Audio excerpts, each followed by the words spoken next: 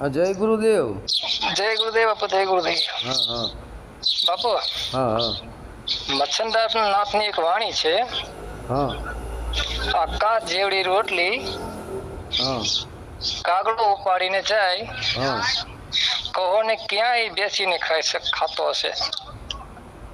આકાશ જેવડી રોટલી કાગડો ઉપાડીને જાય, હા કહો ઈ ક્યાં બેસીને ખાય. હા, હમ, આ મને સમજણ આપો ને. હા, તો ઉલટ વાણી છે.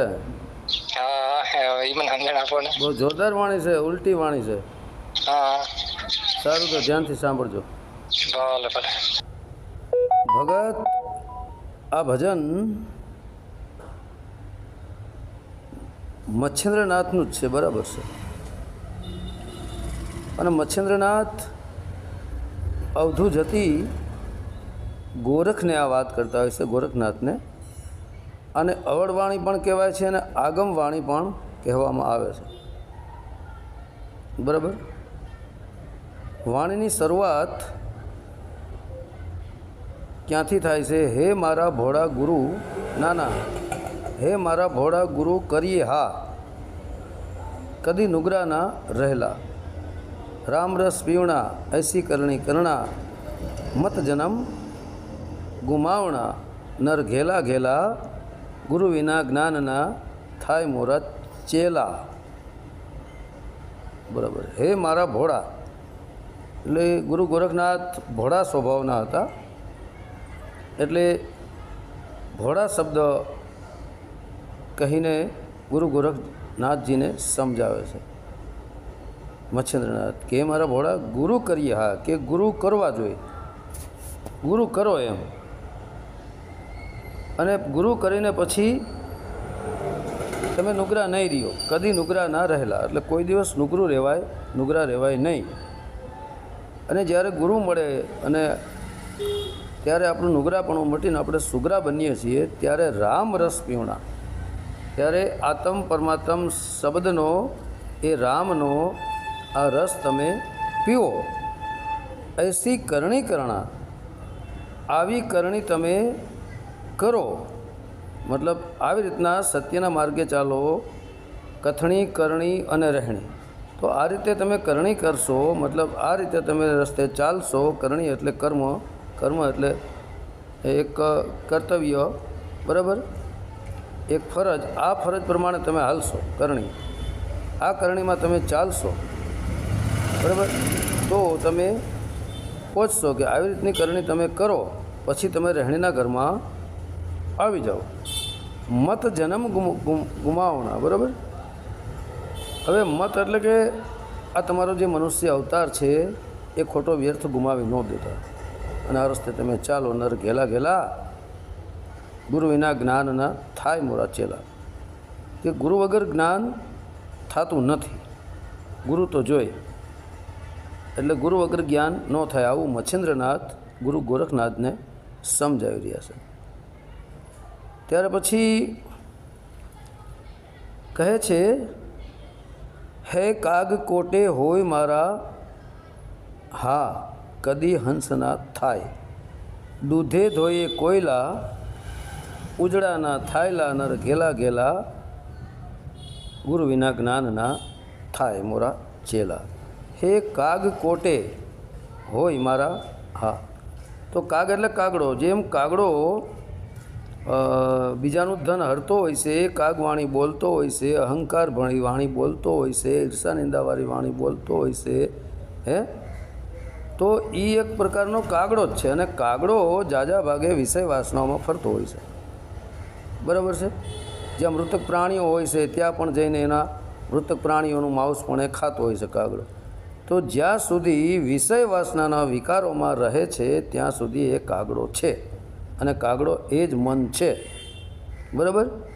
એ કદી હંસ ના થાય, કારણ કે જેના કોટે, કોટે મતલબ જેની અંદર આ કાગડાની અંદર જેમ વિષય વાસના ભરેલી હોય છે, કાગડાની અંદર જેમ પરધન હરવાનું ભરેલું હોય છે, પરધન હરતો ફરે છે કાગડો. તમે જોજો, કારણ કે એ કોઈના હાથમાં રોટલી હોય, નાના બચ્ચાને તો ત્યાંથી ઉપાડીને જતા હોય છે, બરાબર. તો આવી જ રીતના એ કદી હંસ થાય નહીં. જ્યાં સુધી પરધન ઉપર આપણે પ્રીત રાખીએ છીએ, બીજાનું ધન આપણે લૂંટતા હોઈએ છીએ, બીજાની ઈર્ષાનિંદા કરતા હોઈએ છીએ, વાદ વિવાદ કરતા હોઈએ છીએ, ત્યાં સુધી આપણે કોટે આપણી અંદર એક કાગડા જેવું જ રૂપ છે, આ નક્કી કરી લેજો. આપણે મનના તરંગોમાં ભટકીએ સાબિત થાય. એ કદી હંસ ના થાય. એ કોઈ દિવસ હંસ બનતો નથી, હંસ બની શકતો નથી. દૂધે ધોયે કોયલા ઉજળા ન થાય. જેમ કોલસો હોય ને તમે 1000 વાર દૂધે ધોવ તો એ કોલસો ઉજળો થાય નહીં. અહીં માતા ઓરલ પણ કહે છે કે નીત ઉઠી નદીએ નાવા જાય, કોયલા કદી ના ઉજળા થાય. બરાબર. નર ઘેલા ઘેલા ગુરુ વિના જ્ઞાન ન થાય મોરા ચેલા. પછી કહે છે, હે ફાટી તૂટી ગોદડી હા, એમાં 9 લખ ધાગા, સીવતા સીવડાવતા 9 માસ થાયલા, નર ઘેલા ઘેલા ગુરુ વિના જ્ઞાન ના થાય મોરા ચેલા. બરાબર. હે ફાટી તૂટી ગોદડી, તો અહીં ધરતી આકાશ વાયુજન અગ્નિ આ 5 તત્વની જે ગોદડી છે, આ તો ફાટી તૂટી જ છે. એક દિવસ ફાટીએ જાહે ને તૂટીએ જાહે. બરાબર. તો એમાં 9 લખ ધાગા, એની અંદર અહીં નસ નાડીઓ તરફ ઇશારો કરવામાં આવ્યો છે. ધાગા એટલે આ નસ નાડીઓ આપણી, એમાં 9 લખ ધાગા જોડ્યા છે આ નસ નાડીઓ. બરાબર. સીવતા સીવડાવતા, પોતે સ્વયં સીવી રહ્યા છે. જેમ માતાના પેટની અંદર બાળકનું ઘડતર થતું હોય છે આ 5 તત્વની ગોદડીનું. બરાબર. અને એમાં એક એક નસ નાડીઓનો ધાગો બનાવીને એને જોડતા હોય છે. હવે જોડનાર કોણ છે? જોડનાર સ્વયં એ પરમાત્મા જ છે, આત્મા જ છે, સોહમ શબ્દ જ છે. બરાબર. સીવતા સીવડાવતા, સ્વયં પોતે પણ સીવી રહ્યો છે અને જે માતાના ગર્ભમાં બાળક હોય છે એની પાસે એ સીવડાવી રહ્યો છે. હવે સ્વયં માતાના શરીરમાં આત્મા અને સોહમ શબ્દ શ્વાસોશ્વાસની ક્રિયા પણ ચાલી રહી છે. તો અહીં સ્વયં સોહમ શબ્દ જ કહો કે આત્મા કહો, એ સ્વયં આ 5 તત્વની ગોદડીને સીવી રહ્યો છે અને માતા પાસે સીવડાવી પણ રહ્યો છે. કારણ કે માતા જેનું ભરણ પોષણ કરે, જેનું જતન કરતી હોય, માતા જે કાંઈ ખાય એ બાળકને સીધું મળતું હોય છે. કારણ કે માતાની નાભી સાથે બાળકની નાભી જોઈન્ટ હોય છે. એટલે માતા પાસે પણ એ સીવડાવી જ રહ્યો છે ને, એમ તૈયાર કરી રહ્યો છે બાળકને. અને એમાં 9 માસ થાયેલા, કારણ કે 9 મહિના એમાં થાય છે. અને 9 મહિને એ 5 તત્વની ગોદડી તૈયાર થઈ જાય છે. અને પછી માતા દ્વારા એનો જન્મ થાય છે. બરાબર. અને એની અંદર સોહમ શબ્દ પહેલેથી હોય છે અને આત્મા પણ પછી હોય જ છે. એની અંદર પ્રગટ જાગૃત થઈ જાય છે. સુષુપ્તિ અવસ્થામાં હોય છે આત્મા. 5 તત્વનું પૂતળું પૂરું ઘડાઈ જાય ત્યારે આત્મા પણ જાગૃત અવસ્થામાં આવી જતો હોય. સોહમ શબ્દ તો ઓલરેડી ચાલતો જ હોય છે. બરાબર. પછી કહે છે, હે ઉત્તર દક્ષિણ આંબલી હા, એવી પૂરબ પશ્ચિમ ડાળીઓ, મેરુ શિખર સોયલા. ના એ નથી વાણી. એની પહેલાં એક બીજી કડી છે, લગભગ આ ભજન. હા, એની પહેલાં શું કડી આવે છે? એની પહેલાં કડી આવે છે, હે આભ જેવડી રોટલી હા. આ તમે જે પ્રશ્ન કર્યો છે એ કડી હવે આવે છે. બરાબર. એ કડી આવે છે લગભગ એ ત્રીજા કે ચોથા સ્થાને એ કડી આવે છે. બરાબર. ચોથા સ્થાને એ કડી આવે છે. તો હે આભ જેવડી રોટલી હા, એક કાગવા લઈ જાયલા, પૂછું આપણા ગુરુજીને, ક્યાં બેસીને ખાયલા. એટલે કે એક આકાશ જેવડી રોટલી એક કાગડો ઉપાડીને લઈ જાય છે. બરાબર. તો પૂછું મારા ગુરુજીને. અહીં ગુરુ ગોરખનાથ મચ્છેન્દ્રનાથને પૂછે છે કે એક આકાશ જેવડી રોટલી, મતલબ આપ જેવડી રોટલી એક કાગડો ઉપાડીને એને લઈ જાય છે. પૂછું આપણા ગુરુજીને. મચ્છેન્દ્રનાથને પૂછે છે ગુરુ ગોરખનાથ કે એ ક્યાં બેસીને ખાઈ લે, ક્યાં બેસીને એને ખાય. બરાબર. તો ત્યાં ગુરુ ગોરખનાથજી કહે છે, હવે કહે છે ગુરુ ગોરખનાથ કે ઉત્તર દક્ષિણ આંબલી હા, એવી પૂરબ પશ્ચિમ ડાળિયા, મેરુ શિખર સોયલા, ત્યાં બેસી ખાયલા, નર ઘેલા ઘેલા ગુરુ વિના જ્ઞાન ન થાય મોરા ચેલા. બરાબર. તો હે ઉત્તર અને દક્ષિણ આંબલી હા. હવે ઉત્તર અને દક્ષિણ આપણે પૂર્વ દિશા તરફ મુખ કરીને ઊભા રહ્યો તમે, બરાબર? એટલે આપણી ઈંગળા અને પિંગળા નાડી, મતલબ ચંદ્ર અને સૂર્ય નાડી, જ્યારે આપણે પૂર્વ દિશા તરફ મુખ કરીને ઊભા રહીશું ત્યારે ડાબી નાડી જે છે આપણી એ ઉત્તર દિશા તરફ જશે અને જમણી નાડી એ દક્ષિણ દિશા તરફ જશે. આ ઉત્તર દક્ષિણ આંબલી, આ ઈંગળા અને પિંગળાને બેને આંબલીની ઉપમા આપી છે, ઉત્તર અને દક્ષિણ તરફ જાય, બરાબર? પછી એવી એની પૂરબ અને પશ્ચિમ ડાળીઓ. હવે એની ડાળીઓ જે ગઈ છે એ પૂરબમાં થઈ અને પશ્ચિમ તરફ ગઈ છે, બરાબર? જેવી રીતે આપણે શ્વાસોશ્વાસ લેતા હોય છે અને એની અંદર માનો કે આપણે એક સોહમ શબ્દનો જાપ જપીએ છીએ અજપ્પામાં, બરાબર? ત્યારે મૂલાધાર ચક્રમાં પડેલી કુંડલીની શક્તિ પણ જાગૃત થાય છે અને એ કુંડલીની શક્તિ જે છે કુંડાળું મારીને બેઠી, જેમ નાગણી હોય કુંડાળું મારીને બેઠી હોય એમ એક કુંડલીની, એટલે અહીં એક નાગણી મૂલાધાર ચક્રમાં કુંડાળું મારીને બેઠી છે અને એનું મુખ છે એ ઉપર છે અને પૂંછડું એનું છે એ આપણા 10મા દ્વારમાં છે, બ્રહ્મરંધ્રમાં, બરાબર? તો આ જ્યારે આપણે અનુલોમ અને વિલોમ પ્રાણાયામ પણ કરીએ, સતત અનુલોમ વિલોમ પ્રાણાયામનો અભ્યાસ થતાં એ કુંડલીની શક્તિ પણ જાગૃત થઈ જાય છે અને કુંડલીની જે શક્તિ છે એ આગળથી એ પ્રગટ થાય છે અને શ્વાસના માર્ગે ઉપર ચડતી ચડતી ચડતી ચડતી આગળથી ઉપર ચડી બ્રહ્મરંધ્રમાં થઈ, પાછળના મેરુદંડમાં થઈ અને ફરી પાછી એ મૂલાધાર ચક્રમાં આવે છે. આને સૂક્ષ્મણા નાડી પણ કહેવાય છે, બરાબર? એટલા માટે ડાબી અને જમણી નાડી જ્યારે આપણે ચલાવતા હોઈએ છીએ, બરાબર વ્યવસ્થિત થઈ જાય સોહમ શબ્દના મારફતે, ત્યારે પ્રાણ અપાન સમાન થાય છે. પ્રાણ અપાન બે ભેગા થઈ જાય છે ત્યારે ડાબી અને જમણી નાડી સમાન થાય છે. ત્યારે એ સોહમ શબ્દના જરીએ પણ કુંડલીની જાગૃત થઈ જાય, ન થાય એવું નથી. એના અનુલોમ વિલોમ પ્રાણાયામના જરીએ પણ જાગૃત થતી હોય છે. ત્યારે એ ઉપર ચડે છે, મૂલાધાર ચક્રમાંથી આગળથી ઉપર ચડે છે અને બ્રહ્મરંધ્રમાં થઈ સીધી પાછી મેરુદંડમાં થઈ એક એક મણકાને વિંધતી વિંધતી પાછી એક કુંડલીની જ્યાં છે મૂલાધાર ચક્રમાં આવે છે. એટલે આ એની પૂરબ અને પશ્ચિમ ડાળીઓ ગઈ, બરાબર? કોની ગઈ? આજે ઉત્તર દક્ષિણ આંબલી છે, ડાબી જમણી નાડીના સહારે પછી એ કુંડલીની જાગૃત થઈ અને આગળથી ચડી અને પાછળ આગળથી ચડી બ્રહ્મરંધ્ર 10મા દ્વારને થઈ અને પાછળ થઈ અને પાછી જે હતી ત્યાં આવી છે, બરાબર?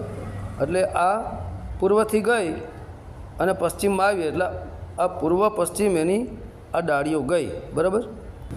હવે એ કુંડલીની જે એક નાગણી છે, મારી કુંડલી મારીને બેઠી છે, એનું પૂંછડું ઉપર છે ને મસ્તક નીચે છે. તો ઘણા સિદ્ધ યોગી જે હોય છે એના મત પ્રમાણે એને એક સર્પિણી કહે છે, એક નાગણી કહે છે કે જેનું મુખ છે ને એ ઉપરની તરફ છે. ના, કુંડલીમાં છે આપણી મૂલાધાર ચક્રમાં, પણ એનું મુખ ઉપર છે ને આખી પવનથી બનેલી છે એ નાગણી.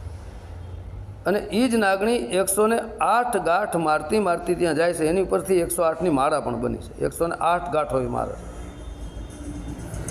પછી એ અનુલોમ વિલોમના પ્રાણાયામના જરીએ પણ એ નાગણીનું મુખ ઊંધું થઈ જાય છે. શું છે કે જે એક પ્રકારનો આપણા 10મા દ્વારમાંથી અમીરસ ચડતો હોય છે, એ અમીરસને એ જ નાગણી પીધા રાખે છે. આવી પણ સિદ્ધિ યોગીનો મત છે, બરાબર? તો એ નાગણીનું મુખ જ્યારે આપણે નીચે કરી નાખીએ ત્યારે એના મુખમાં અમીરસ જતું નથી ને એક બૂંદ જો નાભીમાં પડી જતું હોય તો ઘણા બધા લોકો એવું કહે છે કે એક બૂંદ ખાલી નાભીમાં પડી જાય. આ હઠયોગી સંતોનો સિદ્ધયોગીનો પણ આ મત છે કે એક પણ બૂંદ એને જ કહેવાય છે અમીરસ. એ અમીરસ એ એક બૂંદ આપણા નાભીમાં પડી જાય ને તો એ 1000 વર્ષ જીવી શકે છે. આવી એક લોકવાયકા પણ મારી સાંભળેલી છે. હકીકત તો જે હોય તે એ તો પરમાત્માને ખબર હોય, બરાબર? તો એ હવે જે નાગણી છે એને સૂક્ષ્મણા નાડી પણ ઘણા લોકો કહે છે અને ખરેખર મારી દૃષ્ટિએ સુષુમ્ના નાડી પણ કહી શકાય અને વાયુથી પણ બનેલી છે એમ પણ કહી શકાય. બરાબર. તો હવે એ મૂલાધાર ચક્રથી સીધું એનું પૂંછડું ઉપર છે અને મૂલાધાર ચક્રમાં એનું મુખ છે. બરાબર. તો હવે મૂલાધાર ચક્રમાં જે એનું મુખ છે અને એનું પૂંછડું બ્રહ્મરંધ્રમાં 10મા દ્વારમાં છે. હવે 10મા દ્વારમાં સ્વયં આત્માનો પણ વાસ છે. ત્યાંથી આત્માની જે સ્થૂળતા જોઈ નીચે તરફ આવે, મતલબ નીચે તરફ આવી જાય કે ભાઈ ત્યાંથી નીચે ઉતરતી બરાબર છે, ત્રિકુટીમાં થઈ શ્વાસોશ્વાસની ક્રિયામાં ઈંગડા પિંગડામાં થઈ નીચે તરફ ઉતરે. નીચે તરફ જો એ જાય ને તો એ વિષય વાસનાઓ ફસાઈ જાય છે અને ઉપર તરફ જો એ ઉઠે તો વિષય વાસનાઓથી બહાર નીકળે છે. કારણ કે એટલા માટે સ્થૂળતા જે છે એનું મુખ નીચે છે. બરાબર. કારણ કે નીચે જે આ નાગણી છે એટલે એ માયારૂપી નાગણી આ બધાને ખાઈ રહી છે. કારણ કે એનું મુખ સ્થૂળતા નીચે આવી જાય, માયામાં ફસાઈ ગઈ છે. બરાબર. પણ એ ઉપરની તરફ જો ઉઠે એનો પ્રવાહ, નીચે તરફ જેનો પ્રવાહ થઈ રહ્યો છે, આ સુષુમ્ના નાડીનો નીચે જઈ રહ્યો છે ને ઉપર તરફ ઉઠે ને બ્રહ્મરંધ્રમાં જો રોકાય અને આત્મ દ્વારને ખોલી નાખે 10મા દ્વારને, તો ત્યાં પછી એ બધું અટકી જાય ને સુરતા ઉપર ચડવી પડે. પણ મતલબ આ સુરતા નીચે તરફ જાય છે. જેવી રીતે મૂલાધાર ચક્રને તમે નીચે તરફ ગણો, મૂલાધાર ચક્રથી જ પછી આ બધું શરૂઆત થતું હોય છે. બરાબર. જેમ કે પછી સ્વાધિષ્ઠાન ચક્રમાં આ બધું કામાગ્નિ નાન તેને XYZ 5 તત્વ સુધી બધું ધ્યાન રાખતું હોય છે.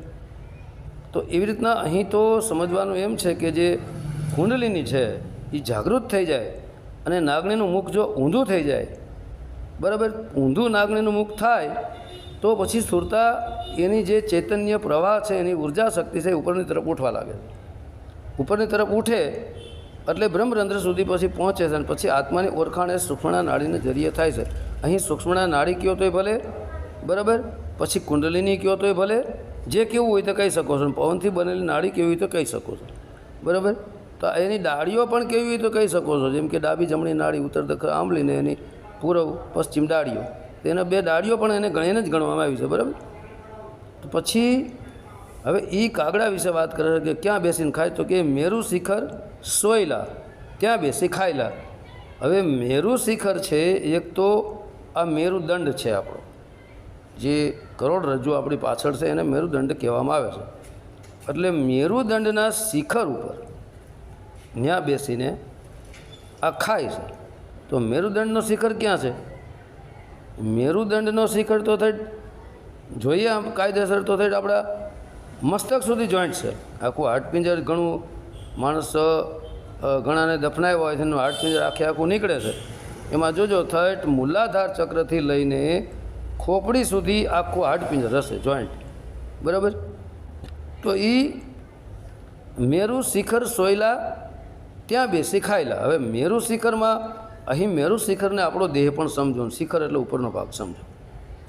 તો આ દેહરૂપી મેરુની ઉપરના ભાગને શિખર સમજો, ત્યાં આત્મા છે. તો મેરુ શિખર સોયલા, અહીં સોયલા કીધું એટલે મતલબ હૂતો છે. તો આત્મા જાગૃત અવસ્થામાં નથી આવ્યો હજી, અને જાગૃત અવસ્થામાં એ સુરતા એને નથી લઈ આવી. બરાબર. એટલે જે આત્મા અપ્રગટ છે, પ્રગટ નથી. એટલે મન જે છે, કાગડારૂપી જે મન છે, એ જે આત્મા જે પ્રગટ નથી થયો અને આત્માની શક્તિ જે સુરતા છે એ સુરતામાંથી અંદરથી પ્રગટ થાય છે સંકલ્પ વિકલ્પ કરતું અવચેતન મન. એ અવચેતન મન આ મેરુ શિખર સોયલા જે આત્મા જાગૃત અવસ્થામાં નથી, બરાબર, અને જાગૃત જ્યારે તો ત્યારે જ થાય જ્યારે ગુરુ મચ્છંદરના જેવા ગુરુ મળે, ત્યારે પછી કાગડો રોટલી નથી ખાઈ શકતો, નથી એનો ઉપાડી જઈ શકતો. બરાબર. તો એ જ્યાં સુધી આત્મા જાગૃત નથી થતો ત્યાં સુધી આ કાગડો રોટલી ખાતો રહે. તો હવે મેરુ શિખર સોયલા ત્યાં બેસી ખાયલા. તો મેરુ શિખર 10મા દ્વારમાં જે આત્મા મતલબ હજી સોયલા એટલે પ્રગટ નથી થયો, પ્રગટ નથી કર્યો, બરાબર, ત્યાં સુધી સુરતાનો સહારો લઈ, આત્મામાંથી પ્રગટ થઈ સુરતાને એનો સહારો લઈ આ અવચેતન મનરૂપી કાગડો ત્યાં બેસીને આખા સંસારને ખાઈ રહ્યો છે. કારણ કે અવચેતન મન છે એમાંથી સંકલ્પ વિકલ્પ થાય છે ને, અને સંકલ્પ વિકલ્પના જરીએ જ આખા સંસારને મારી રહ્યો છે, ખાઈ રહ્યો છે, જ્યાં આવીને ભટકાવી રહ્યો છે. તો આખો સંસાર જે છે એ સરવાળે આભની અંદર જ આવી ગયો, આકાશની અંદર જ આવી ગયો. બરાબર. અને આકાશની ઉપર કોણ છે? ધરતી, આકાશ, વાયુ અને અગ્નિ. બરાબર. પહેલાં ધરતી તત્વને એની ઉપર જળ તત્વને, એની ઉપર અગ્નિ તત્વને, એની ઉપર વાયુ તત્વને, એની ઉપર આકાશ તત્વ. બરાબર. તો આકાશ તત્વની ઉપર જે છે ને એ અવચેતન મન છે, એની ઉપર સ્થૂળતા છે અને એની ઉપર આત્મા છે. બરાબર. કારણ કે 5 તત્વ તો આ 5 તત્વોમાં આવે, જે આપણે હું ઘણીવાર કહું છું કે આંખો સુધી આ 5 તત્વોમાં આવે છે. પછી સુષુમ્નાનું દ્વાર ખુલે ત્યાંથી પછી બ્રહ્માંડ શરૂ થાય છે. બરાબર. એટલે આવી રીતના એ સંકલ્પ વિકલ્પ કરતું જે મન છે એ આખા સંસારને ખાઈ રહ્યો છે. આખા સંસાર રૂપી આકાશ જેવડી રોટલી એ ઉપાડીને લઈ ગયો અને મેરુ શિખર જે સોયલા છે, જે આત્મા જાગૃત નથી થયો ત્યાં સુધી આ કાગડો આખા સંસારને ખાઈ રહ્યો છે આ શિખર ઉપર બેસીને. અને સુરતા થકી, સુરતા એની માં છે અને મન છે એ કાગડો છે. પણ સુરતારૂપી માં આ મનરૂપી કાગડા સાથે ફસાઈ ગઈ છે. મોહ પુત્ર મોહમાં બંધાઈ ગઈ છે, કારણ કે સુરતામાંથી મન જન્મ્યું છે એટલે સુરતા એની માં થઈ અને આત્મા એનો બાપ છે. પણ જ્યાં સુધી આત્મજ્ઞાન પ્રગટ નથી થતું ત્યાં સુધી આ કાગડો આખા આભ જેવડા બધા સંસારોને એ ખાઈ રહ્યો છે. તો ત્યાં બેસી એ ખાઈ લે. હવે જો બીજી રીતે જોઈએ તો સંતોની વાણી, બીજા અમુક સંતોની, કે દો નૈનન કે પીછે મન કરે ઠકુરાઈ.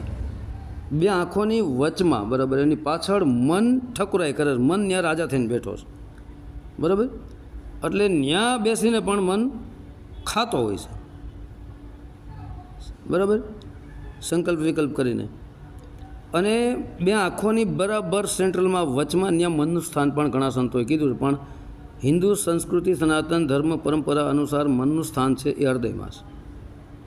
પણ જે 2 આંખોથી ઉપર તમે જરાક કપાળમાં જાઓ, એટલે કપાળથી પછી 2 આંખોથી ઉપરથી કપાળમાંથી બ્રહ્માંડની શરૂઆત થાય છે. એટલે કપાળમાં જ ભગવાન ભોલાનાથનું 3જું નેત્ર પણ છે. જોજો, કપાળમાં દેખાડવામાં આવ્યું છે.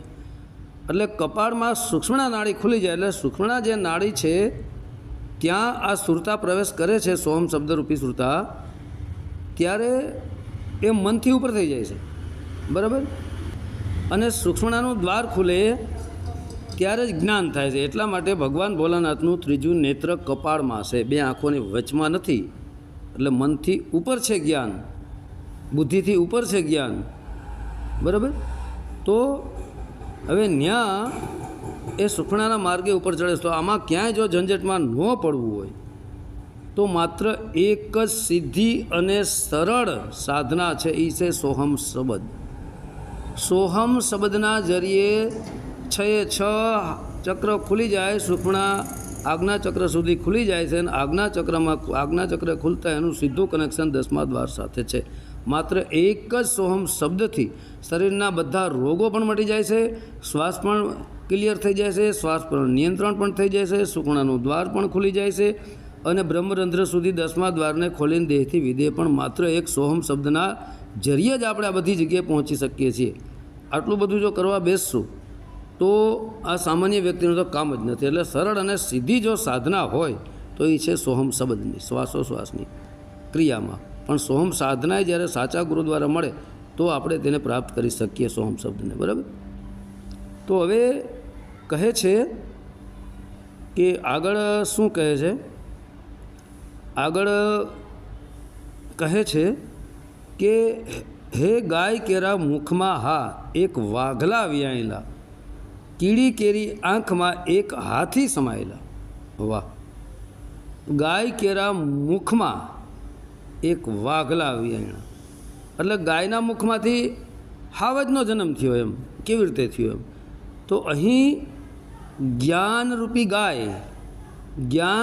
ગાયના મુખમાંથી વિવેકરૂપી સાવજ પ્રગટ થયો. જ્યારે જ્ઞાન થાય ત્યારે જ વિવેક આવે ને.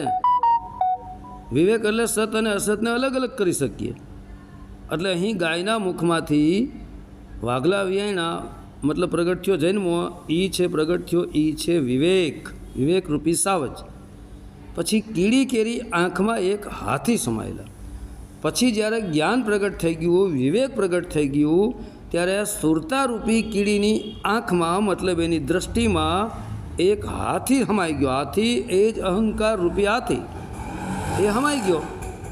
હાથી રૂપી અહંકાર આ સુરતારૂપી કીડી દ્વારા એને ખતમ કરી નાખ્યો. અહંકાર તૂટી ગયો, એમાં હમાઈ ગયો. બરાબર. પછી કહે છે કે દર જેસા નિરલા હા એક ચકલા પી જાયલા, મેરુ જેસા ડુંગરા એક ચાંચમાં સમાયેલા, નર ઘેલા ઘેલા ગુરુ વિના જ્ઞાન ન થાય મોરા ચેલા. હવે દર જેસા નિરલા મતલબ એક આખો દરિયા જેવડો નીર, દર એટલે દરિયો, દરિયા જેવડો નિરલા, દરિયામાં જેટલું પાણી હોય છે એટલું પાણી એક ચકલું પી ગયું. એક ચકલા પી જાયેલા, એક ચકલું એને પી ગયું.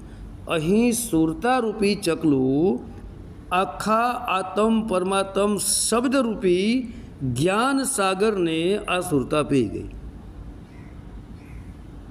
વાહ.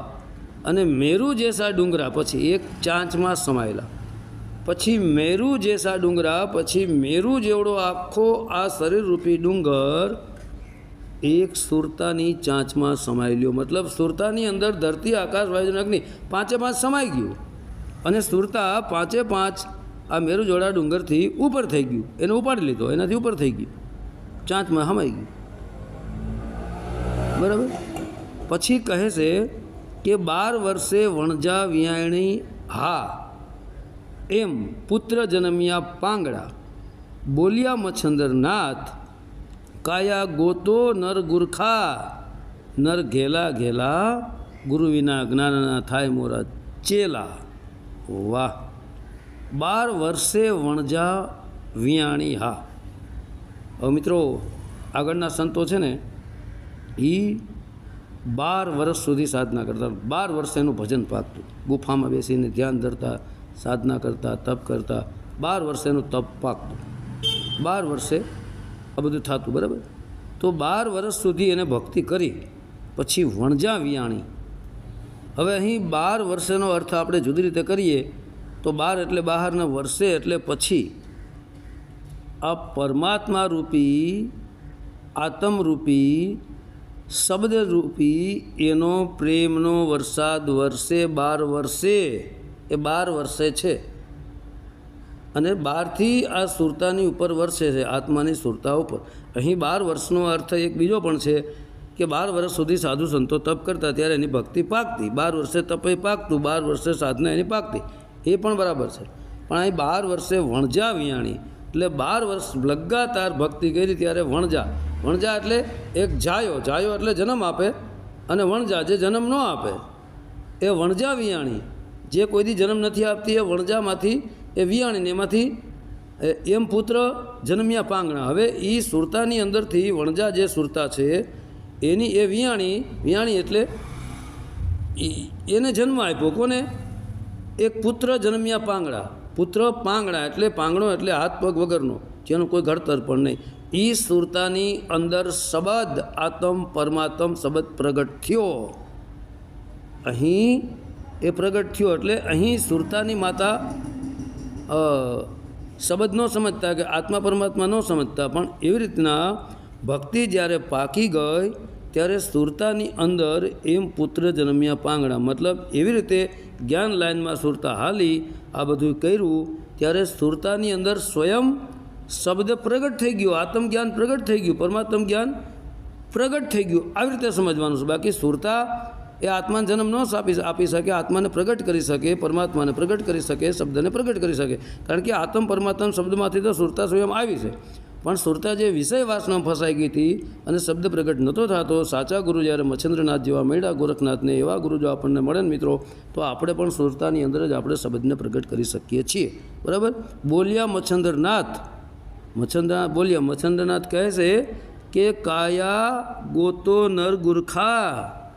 આ દેહની અંદર આ કાયામાં આ કાયા ગોતો નર ગુરખા મતલબ ગોરખનાથ તરફ ઇશારો છે કે કાયા ગોતો, કાયાની અંદર ગોતો, એની અંદર જ છે, કાયામાં જ છે. નથી આપણે સરદારદાસ બાપુ કહે છે મેને ઢૂંઢા अपना शरीर स्वामी पाया अलख अमीर माई मैं तो बन रे गया ए फकीर।